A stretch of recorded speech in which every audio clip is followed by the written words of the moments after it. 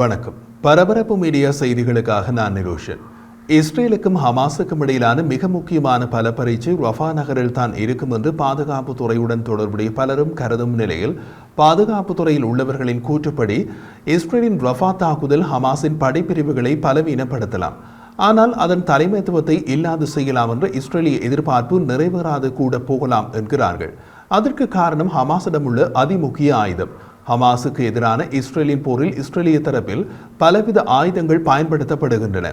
தரை தாக்குதலுக்கு ஏவுகணைகள், ஆர்ட்லரி சிஸ்டங்கள், வான் தாக்குதலுக்கு விமானங்கள், பலவித ஏவுகணைகள், குண்டுகள், கடல் தாக்குதல்களுக்கு தாக்குதல் கப்பல்கள். ஆனால் ஹமாஸிடம் உள்ள 2 ஆயுதங்கள், அதுவும் கடும் அழிவை ஏற்படுத்தக்கூடிய 2 ஆயுதங்கள் இஸ்ரேலிடம் இல்லை. அந்த 2 ஆயுதங்களும் பாலஸ்தீன பொதுமக்கள் மற்றும் பணிய கைதிகள்.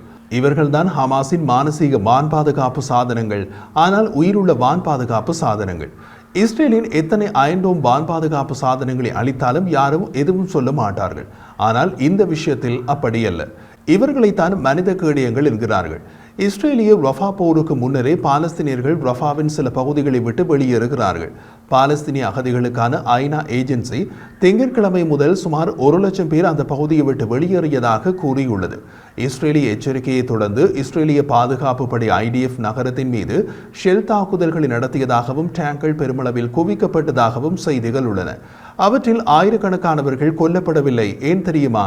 இவற்றில் பெரும்பாலானவை டம்மி வெடிகுண்டுகள், வெறும் ஓசை மட்டுமே எழுப்பக்கூடியவை. இவை ஹமாஸின் இலக்குகளை அழிக்க வீசப்பட்டவை அல்ல. ஹமாஸின் மனித கேடயங்களை அங்கிருந்து அச்சமுற்று அகல வைக்க வீசப்படுபவை.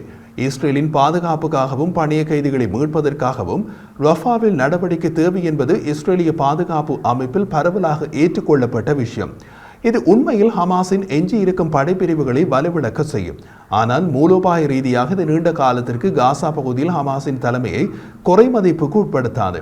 காரணம், குறிப்பிட்ட ஒரு படைப்பிரிவில் உள்ளவர்கள் அந்த படைப்பிரிவு பயன்படுத்தும் ஆயுதங்களை நன்கு பயன்படுத்த பயின்றவர்களாக இருப்பார்கள். ஹமாஸும் அப்படித்தான். தமது பிரதான ஆயுதத்தை நன்கு பயன்படுத்த பயின்றவர்களாக இருப்பார்கள்.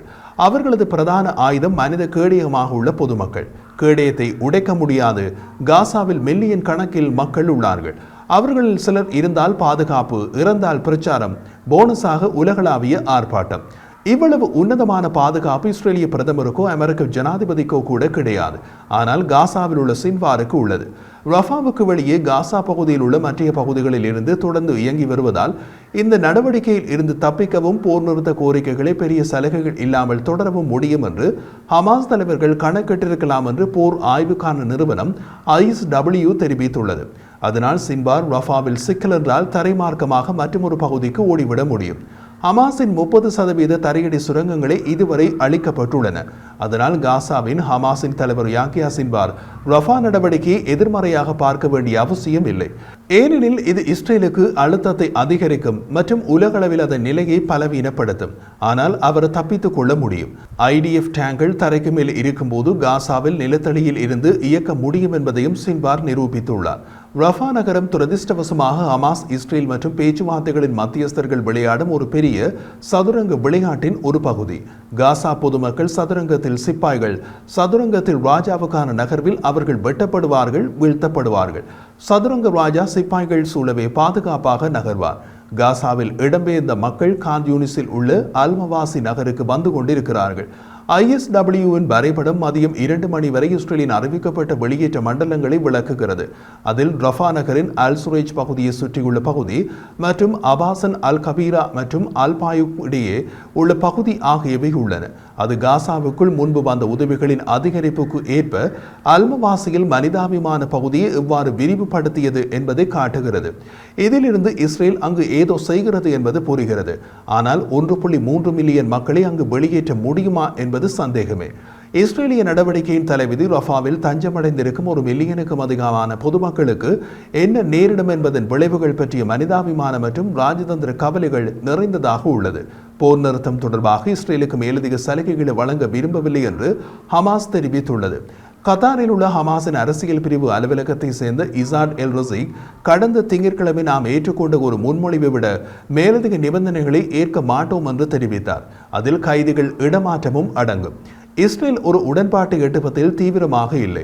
ரஃபாவை ஆக்கிரமிக்கவும் எல்லைக்கடவையை ஆக்கிரமிக்கவும் இஸ்ரேல் பேச்சுவார்த்தையை ஒரு மறைப்பாக பயன்படுத்துகிறது என்று இசாட் எல் ரசி கூறினார்.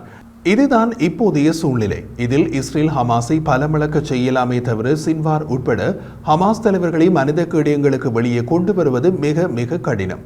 ஏனென்றால் ஒரு தரப்புக்கு அது உயிர்கள், எதிர்த்தரப்புக்கு அது எண்ணிக்கை மில்லியனுக்கு மேல் உள்ளது.